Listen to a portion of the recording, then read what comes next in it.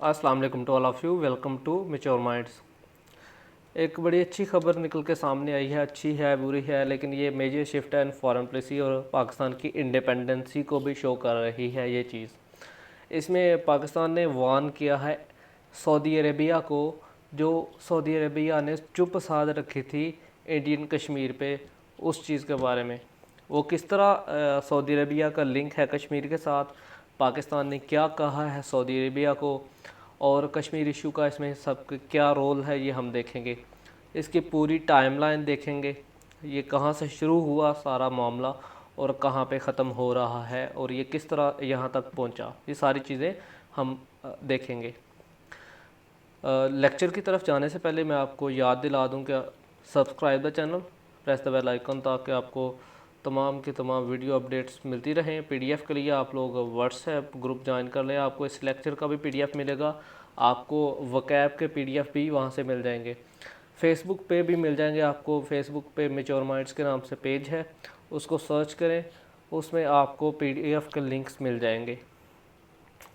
तो यहाँ पे हुआ क्या है जी कि हमारे फॉरेन मिनिस्टर जो शाह महमूद कुरैशी साहब ये रहे, तो इन्होंने एक स्टेटमेंट दी है, एक लोकल टीवी चैनल को इन्होंने एक इंटरव्यू दिया है, उसमें इन्होंने एक स्टेटमेंट दी है जिसमें 2 एलिगेशन लगाए हैं, एक अपना स्टैंड बताया है और एक अपने इन तीनों चीज़ों की कंफर्मेशन की है। और ये क्या चीज़ की है, पहली फ्रेज़ में तो वो कह रहे हैं कि OIC को stop delaying on the convening of meeting of its council of foreign ministers on Kashmir.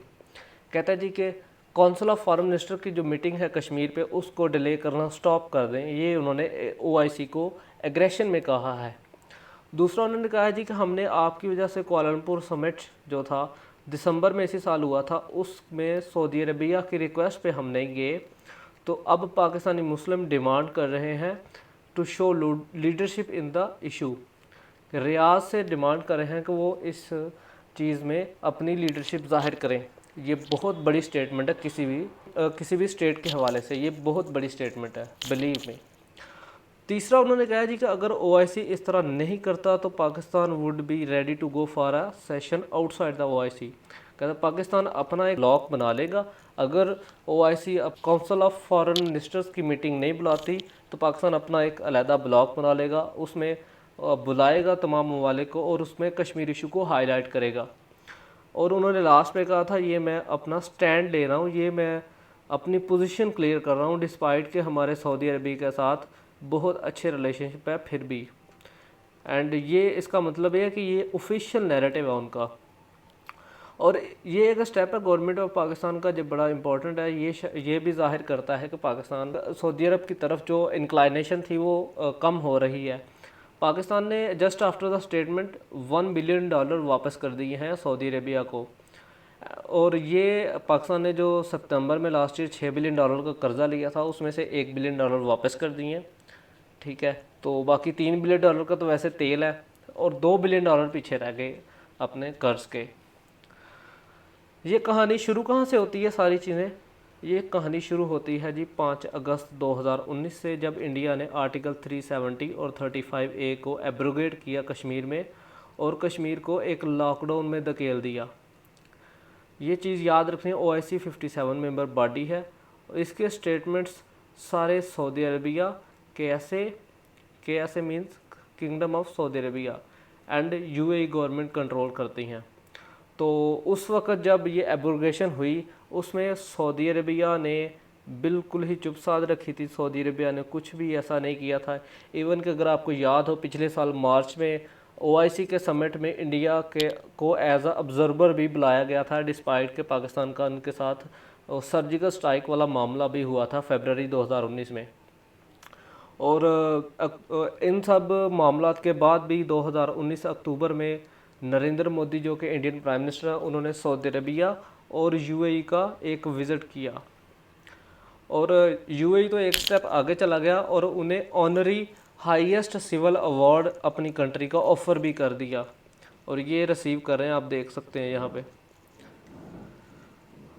एक तो ये मामला हो गए, इसमें सारा पाकिस्तान फ्रस्ट्रेट हो चुका था।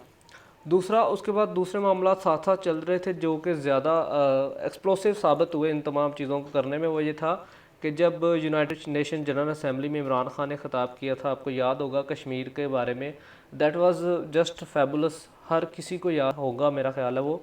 तो उसमें मलेशिया और तुर्की ने सजेस्ट किया था पाकिस्तान को कि वो एक अपना मिनी इस्लामिक समिट करवाएं दिसंबर 2019 में कुआलालंपुर में, और इसमें अपने कश्मीर इशू को हाईलाइट करें। पाकिस्तान ने ये सारा कुछ अरेंज कर लिया। लास्ट मोमेंट पे सऊदी अरबिया ने पाकिस्तान को इस मीटिंग पे जाने से रोक दिया। पाकिस्तान से मीटिंग में क्या कहा जी, पाकिस्तान से सऊदी अरबिया ने कहा जी कि हम आपकी ओआईसी में काउंसिल ऑफ फॉरेन मिनिस्टर की मीटिंग करवाएंगे कश्मीर इशू पर इस्लामाबाद में। और दूसरा, पाकिस्तान को प्रेशराइज़ किया कि हम आपके मज़दूर वापस भेज देंगे, आपके बैंकों में जो हमारा फॉरेन रिज़र्व पड़ा हुआ है हम उसको वापस ले लेंगे। और ये सारी धमकियां दे के पाकिस्तान को कोलमपुर समिट में जाने से रोक दिया। और इसका बरमला इजहार किया था उस वक्त तैयब उर्दगान, जो कि तुर्की के इस वक्त सदर हैं, उन्होंने एक मीटिंग में, इनफैक्ट इसी मीटिंग में। तो कोलमपुर समिट जब हो गया तो सऊदी अरब टर्न बैक, सऊदी अरब चीट किया और अपना वादा पूरा नहीं किया। और फरवरी 9 जब इन सब चीज़ों का फैसला होना था कि इस्लामाबाद में समिट होना चाहिए, ओआईसी के सीनियर ऑफिशियल्स ने का 47th जो फॉरेन मिनिस्टर्स का जो समिट था वो कहाँ पे कर दिया, नाइजर में। And this surprise the Pakistan, this also made Pakistan more angry on Saudi Arabia. और इन सब का इजहार इमरान खान ने अपने इस स्टेटमेंट में, जो कि एक मलेशियन टीवी चैनल को देते हुए कहा था जी कि हमें यूनिटी की ज़रूरत है, हमारे पास एक ऐसा प्लेटफॉर्म भी नहीं है कि हम कश्मीर इशू पे ओआईसी में भी खड़े हो सकें। इस तमाम टर्माइल में कोरोना एपिडेमिक फैल गई और ओआईसी को एक और मौका मिल गया कश्मीर इशू को डिले करने का। अब ये सारी चीज़ें चल रही हैं, साथ कोरोना एपिडेमिक चल रही है। कोरोना एपिडेमिक के दौरान ही ओआईसी ने 22 जून 2020 को एक कंडक्ट किया है जी के OIC contact group on Jammu and Kashmir में एक वर्चुअल कॉन्फ्रेंस, वीडियो कॉन्फ्रेंस जिसे कहते हैं। तो ये वीडियो कॉन्फ्रेंस दो वजह से फ्लॉप हुई थी। एक तो ओआईसी कॉन्टैक्ट ग्रुप एक छोटा ग्रुप है comparative to council of foreign minister से, जो एग्रेशन उसमें होना था वो इसमें नहीं था। दूसरा, ये वीडियो कॉन्फ्रेंस थी तो ये फिज़िकली कोई भी मीटिंग नहीं थी, जिस वजह से इसका कोई किसी को भी ज़्यादा असर ना पड़ा। और इसी वजह से 26 जून को 4 दिन बाद ही इंडिया ने क्या किया, डोमिसाइल को इशू करना शुरू कर दिया। डोमिसाइल किसी जगह पे रेजिडेंस के लिए, जॉब के लिए मैंडेटरी होता है। तो आज की डेट में 5 अगस्त 2020 तक क्या हुआ जी कि तकरीबन 4.5 लाख डोमिसाइल इशू हो चुके हैं कश्मीर में आउटसाइडर को। और इस बात का भी आप अंदाज़ा करें कि टोटल 66 ब्यूरोक्रेट्स हैं इन कश्मीर रीजन, और उसमें 38 जो हैं वो फॉरेनर्स हैं। Foreigners mean out of that state, particular state. इसीलिए पाकिस्तान ने 5 अगस्त को यौम इस्तेहसाल मनाया है। 5 अगस्त 2020 को एक साल मुकम्मल होने पर abrogation of article 370 and 35A। इसलिए पाकिस्तान ने एक नया पॉलिटिकल मैप जारी किया है जिसमें कश्मीर को पाकिस्तान का हिस्सा दिखाया गया है और उसे कहा गया है इंडियन इलीगली ऑक्यूपाइड कश्मीर। एक तो नाम चेंज होगा इंडियन ऑक्यूपाइड कश्मीर से इंडियन इलीगली ऑक्यूपाइड कश्मीर। दूसरा, इस मैप में मनावा और जूनागढ़ की स्टेट्स को भी पाकिस्तान का हिस्सा दिखाया गया है। खैर, उस मैप का तो मैं आपको अलहदा एक वीडियो बना दूंगा। पाकिस्तान इस वक्त ये सारी चीज़ें क्यों कर रहा है, यानी कि सऊदी अरेबिया की तरफ इतना एग्रेशन क्यों दिखा रहा है, उसके कई रीज़न्स हो सकते हैं। Because of the over rude behaviour of KSA, यानी कि KSA या सऊदी अरेबिया जो है इस वक्त बहुत ज़्यादा ओवर रूड बिहेवियर कर रहा है रिगार्डिंग कश्मीर। तो आप गरीब बंदे को कितना तंग कर लेंगे, तो एक ना एक दिन तो गुस्सा फट ही जाता है। दूसरा ये है कि पाकिस्तान के जो अपने रीजनल पार्टनर्स के साथ रिलेशन बड़े अच्छे हो रहे हैं। चाइना के साथ पाकिस्तान CPEC में इन्वॉल्व है। हमारे वेस्ट में जो अफ़गानिस्तान है वहाँ पे तालिबान से हमारे अच्छे ताल्लुकात हैं। नेपाल जैसा मुल्क भी आज हमारे साथ खड़ा है। बांग्लादेश से हमारे ताल्लुकात बेहतर हो रहे हैं। तो ये सारी चीज़ें पाकिस्तान के फेवर में है इस वक्त। तो उसके बाद पाकिस्तान का बेटर सॉफ्ट इमेज भी इसमें काम आ सकता है। पाकिस्तान ने जिस तरह कोरोना वायरस को कर्टेल किया है पूरी इस सिनेरियो में, and that is presenting a very well soft image in the world। इसके अलावा बहुत सारी मैगज़ीन ने पाकिस्तान को हॉटस्पॉट टूरिस्ट प्लेस कहा है। उसके बाद एक और इम्पॉर्टेंट रीज़न आ जाती है कि सऊदी अरबिया का डिफेंस सिस्टम पाकिस्तान पर बहुत ज़्यादा डिपेंडेंट है। अब डिपेंडेंट किस तरह है कि सऊदी अरबिया पाकिस्तान का सबसे बड़ा इम्पोर्टर है असले के लिहाज से। तो सबसे ज़्यादा पाकिस्तान असले में पैसा कमाता है सऊदी अरब से।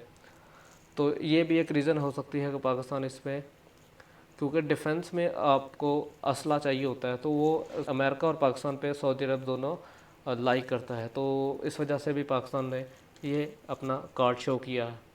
उसके अलावा पाकिस्तान की बेटर इकोनॉमिक सिचुएशन भी एक रीज़न हो सकती है, क्योंकि पाकिस्तान ने एक इकोनॉमिक सिचुएशन बेटर थी तो 1 बिलियन वापस किया है, जो मैंने आपको शुरू में बताया था। उसके अलावा एक रीजनल जो सऊदी अरबिया का एक रीजनल प्रॉब्लम है कि वो नॉन अरब्स को पसंद नहीं करते। तो तुर्की के साथ जो ऐसे उनके रिलेशन है, तो उस वजह से भी Pakistan away from the Saudi Arabia जा रहा है। दूसरा, जिस तरह लेबनान में अभी इतना बड़ा हादसा हुआ है लेकिन सऊदी अरब ने एक मदद की, हेल्प की कॉल तक नहीं दी। तो ये भी एक रीज़न हो सकती है कि पाकिस्तान ने सऊदी अरब का सही वक्त जानकर ये कार्ड शो किया हो। दैट माई बी पॉसिबल, या फिर ये सारा ब्लफ भी हो सकता है। इस सारे रोल में यूनाइटेड नेशंस कहाँ है? यूनाइटेड नेशंस ने कई दफ़ा डिस्कस किया है कश्मीर को, लेकिन 3 दफ़ा पर्टिकुलर किया है जी। फर्स्ट मीटिंग जो हुई थी यूनाइटेड नेशन सिक्योरिटी काउंसिल की, वो just immediate after the abrogation of articles इन कश्मीर 16 अगस्त को हुई थी। उसके बाद 15 जनवरी 2020 को, फिर 6 अगस्त 2020 को ये दूसरी और तीसरी मीटिंग। ये तीनों की तीनों ही क्लोज डोर मीटिंग थी, जिस वजह से कोई भी पर्टिकुलर स्टेटमेंट इशू नहीं की गई यूनाइटेड नेशन की तरफ से। Thank you very much for listening me for such a long time. Thank you. Subscribe the channel, press the bell icon, PDF के लिए व्हाट्सएप, फेसबुक, सारी चीज़ें। थैंक यू।